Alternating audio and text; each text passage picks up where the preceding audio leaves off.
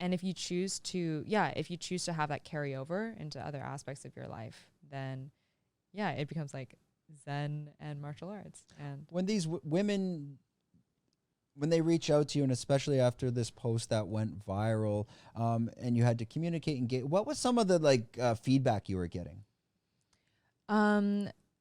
Feedback for that specific post, I think people resonated with the post a lot because, like I told you, a lot of the content out there is just people being victorious, but there's not a lot of content of people showing their fear. Mm-hmm. But I love telling that aspect of the story. Like, I've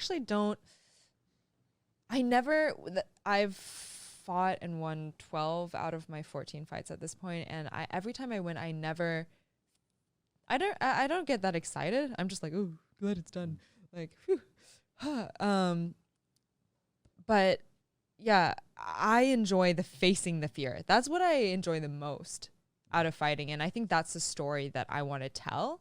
It's not about like the accolades or anything. It's about doing something that scares your socks off and overcoming it. And also like doing something where you're doubting yourself the whole time. You're just like, am I enough? I don't know. And you have all that internal doubt, but you do it anyways. And then you come out on the other end.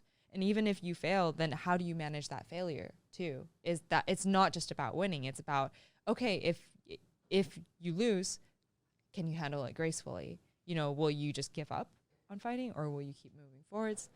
Yeah. Will this represent your branding, and maybe this video was the catalyst to be like, okay, that is my branding. I'm showing the courageous side instead of, the hard-nosed assassin that's going to come out, break.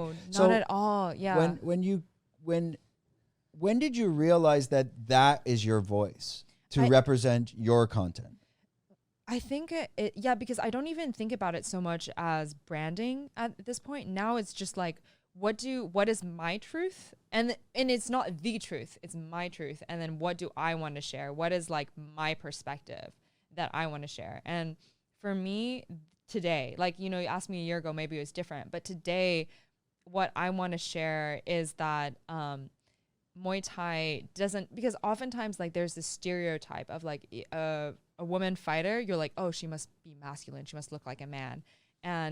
But having lived in the Muay Thai world in Thailand for so long, what I've observed is it's so beautiful, and there's so many like beautiful artistic, just like dancing is like Muay Thai becomes a form of self-expression. Martial arts is a form of self-expression, and fighting can be like, if you're a woman and you have a masculine style, then that's you expressing your, like yourself. And if someone is feminine, then it's them expressing their essence too.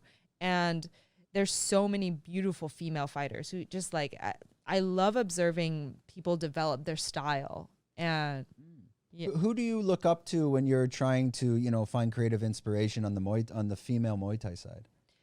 There's so many really good female fighters out there. They're like a lot of them are my good friends who I've trained alongside, and then I see their work ethic. I see how hard they work, and it's inspiring. There's so many gyms. So right now, Phuket Fight Club and Hong Kong Muay Thai have a lot of really, really good female fighters there who have amazing work ethic, who've developed their styles. And currently I can't name all of them. There's so many fighters in those two gyms. If you enjoyed this content, we're doing 5 clips like this a week. If you want to watch the full podcast, click here.